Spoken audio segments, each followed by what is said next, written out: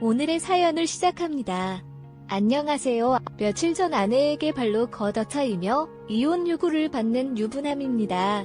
억울하기도 하고 아니면 아내의 반응이 당연한 것 같기도 하고 답답한 마음에 욕을 왕창 먹을 각오로 사연을 보내봅니다. 제 이야기를 듣고 많은 조언 부탁드립니다. 아내와는 나이차가 무려 8살 차이 납니다. 그래서 주변에서는 많이들 부러워했습니다.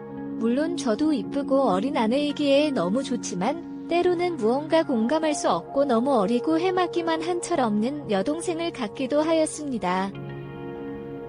그런 아내를 화나게 만드는 단 한 가지가 있습니다. 그것은 장모님입니다. 장모님은 아내의 생모는 아닙니다. 장인어른께서 아내의 생모이자 첫 번째 부인과는 사별을 하셨습니다. 그 후로 아내와 처남을 홀로 키우셨으며 이후에는 아내와 처남이 장가를 간 이후에 어느 날 만나는 여자가 있다며 재혼을 하고 싶다고 말씀을 하셨습니다.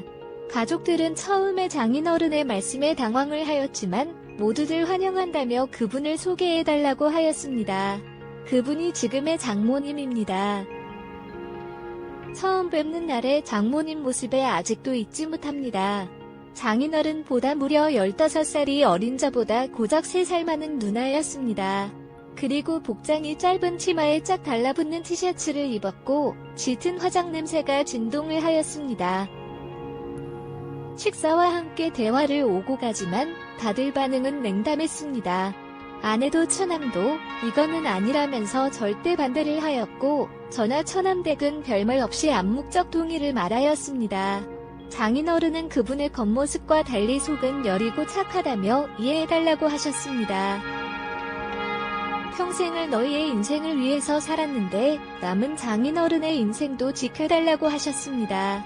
한동안 불화가 있었지만 결국 장인어른 뜻대로 재혼을 하시게 되었습니다. 너무나 어린 새엄마의 장모님에 대한 호칭도 부자연스럽고 어색했지만 그래도 장인어른이 행복해하셨기에 모두들 노력하였습니다. 그렇게 행복할 것만 시간은 길지 않았습니다. 2년쯤 지나서 장인어른은 암에 걸리셔서 꼭 몇 번의 수술과 항암 치료를 하였지만 약 1년의 투병 생활 끝에 돌아가셨습니다. 아내는 젊은 장모님이 장인어른의 나이나 건강 상태를 고려하지 않은 채 무리하게 여행도 다니고 밤늦게 데이트도 다니고 술도 같이 많이 마시면서 일찍 돌아가시게 된 거라며 원망합니다. 제가 봐도 장인어른께서 12년 사이에 많이 수척해지신 것 같았습니다. 그러니 아내는 더욱 장모님을 원망하여 얻게 되었습니다. 장인어른이 계실 때에도 가족들과 장모님 사이에는 분명한 벽이 있었습니다. 결국 모든 가족들은 장모님께 원망과 화살을 쏴서 장모님에게 집중해 쏟아졌습니다. 장인어른은 이런 상황을 미리 예상했던 것 같습니다. 어느 날 장인어른은 평소와 별반 다르지 않게 낮에 병원에 들어갔습니다. 병원비를 납부하고 병실에 들어가서 장인어른 혼자 계셨습니다. 조용히 이야기하고 싶다며 바람 쐬러 가자고 하셨습니다. 저는 그 전에도 장인어른과 함께 소주 한 잔씩 하면서 말동물이 됐었습니다. 많이 답답하고 힘드시죠? 하면서 장인어른에게 말씀드렸습니다. 장인어른은 한참을 고민하다가 혹시라도 자기가 죽게 된다면 아주 가끔이라도 장모님을 찾아뵙고 안부라도 물어보면 안 될까 했습니다. 그러면서 장모님도 많이 외로운 사람이라는 이야기를 했습니다. 빨리 쾌차하시고 집으로 가시면 장모님께 더 잘 대해주고 처가집에도 더 자주 찾아뵙겠다고 하셨습니다. 자네만 믿는다며 여러 번 저에게 부탁하셨습니다. 장례가 끝나고 어느 정도 시간이 지난 후에 저는 장모님께 전화를 걸었습니다. 귀가하셨다고 하셔서 퇴근 후에 과일과 고기 등 이것저것 사서 처가집에 들렸습니다. 아내와 같이 가자고 하면 화를 내며 안 갈 것이 뻔한 것 같아서 혼자 갔습니다.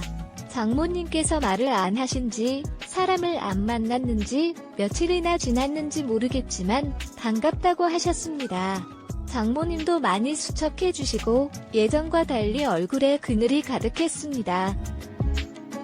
장모님의 이런저런 이야기와 저녁 식사를 마치고 나왔습니다. 다음에 또 오겠다고 인사를 드린 후에 나왔습니다.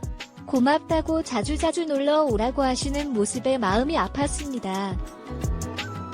그날 이후 2, 3일에 한 번씩은 꼭 전화를 걸었습니다.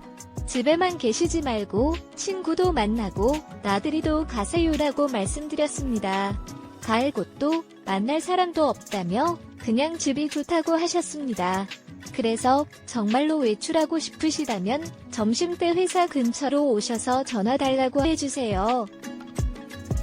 언제든지 나가서 맛있는 점심을 대접하겠습니다 라고 하였습니다.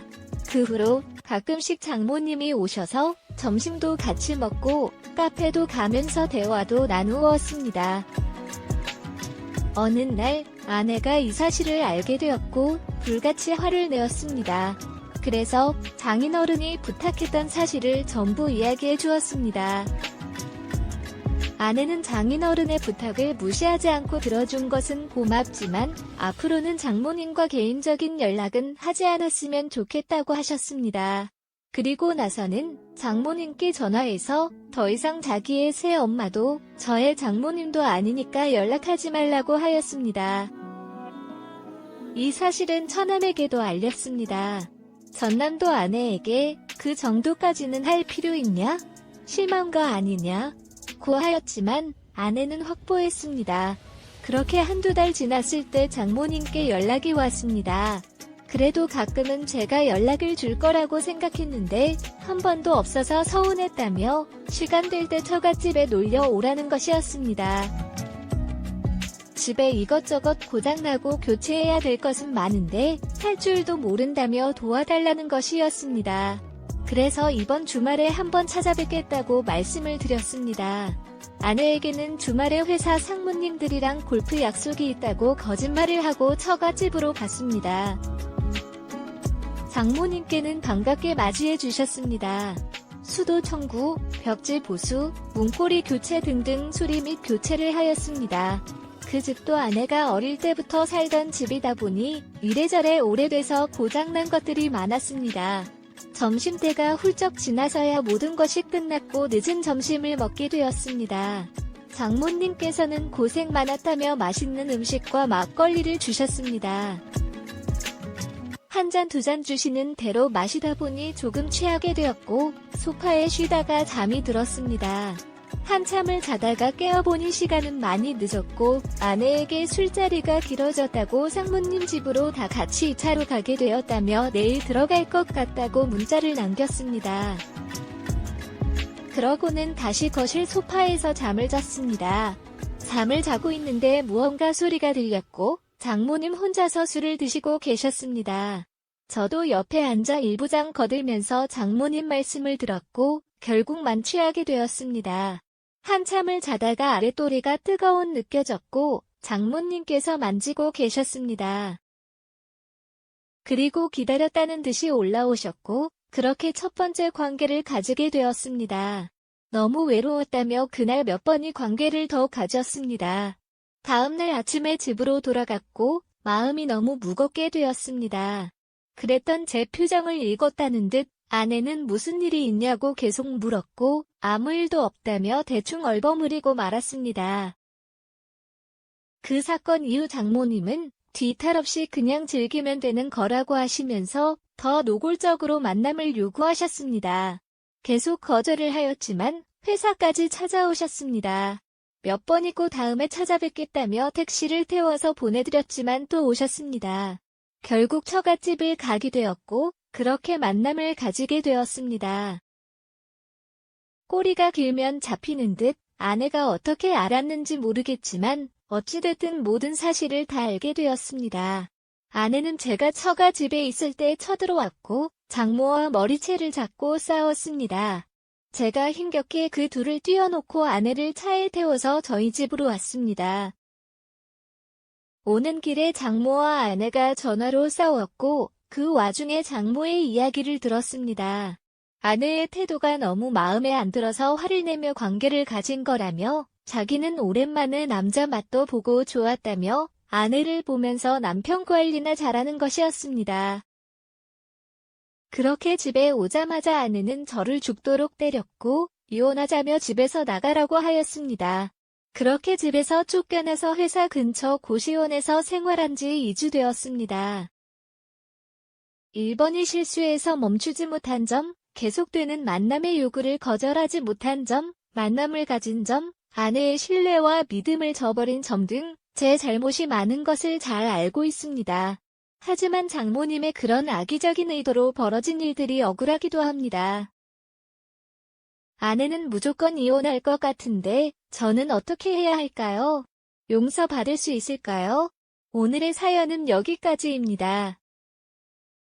구독과 좋아요 알림 설정 부탁드립니다. 긴 글을 읽어주셔서 감사합니다. 끝까지 봐야 할 것 같아요. 놔주세요 알림 사탕값 꾹꾹 놔주세요 야!